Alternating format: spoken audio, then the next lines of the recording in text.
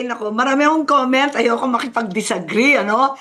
Pero the reality is, the claim that it's the cleanest is prone to challenge. It's certainly the sneakiest.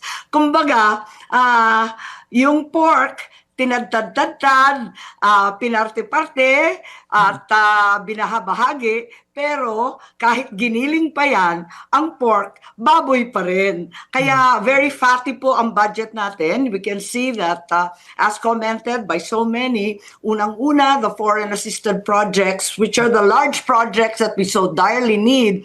In DOTR, for example, yung mahiwagang traffic, nako, ikaw, lumalagari ka, Karen, mula Makati hanggang Quezon City. Yung Metro Manila Subway, wala ng pag-asa.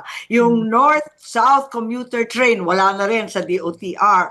Also, we have the DPWH, the big projects there, the Metro Manila pumping stations, na alam naman natin, wala nang pag-asa rin. Yung Malabon, ang Caloocan hanggang sa Navotas, parati na lang binabaha, konting ulan, pati Senado, pambihira. At saka yung mga tulay, Cavite to Bataan. So this huge infrastructure projects that garner enormous commitment funds. Nagbabayad tayo dyan para lang hawakan yung pera.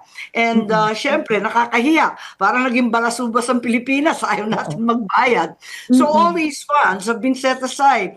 And ano ang linagay? Eto na nga ang mga porky, eto na yung mga giniling na taba na nagmula sa mga FMR. Ayan, very nice. Ako talagang advocate for agriculture, and yet, itong FMR, Farm to Market Road, more than double. Ibig sabihin, talagang naging farm to pocket road kaya.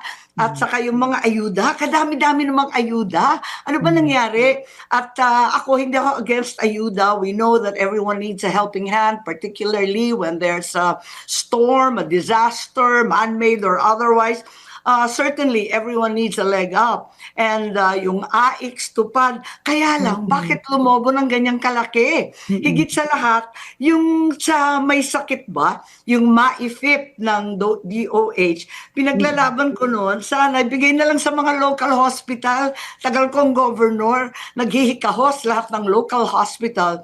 Bakit ibibigay na naman per district sa mga iba't ibang politiko? At ang Pilipino ba, kailangan lumuhod sa politiko para maging, para magamot, para makapasok sa ospital, para makalabas ng ospital? Parang sa akin, hindi yata tama yun. Alright.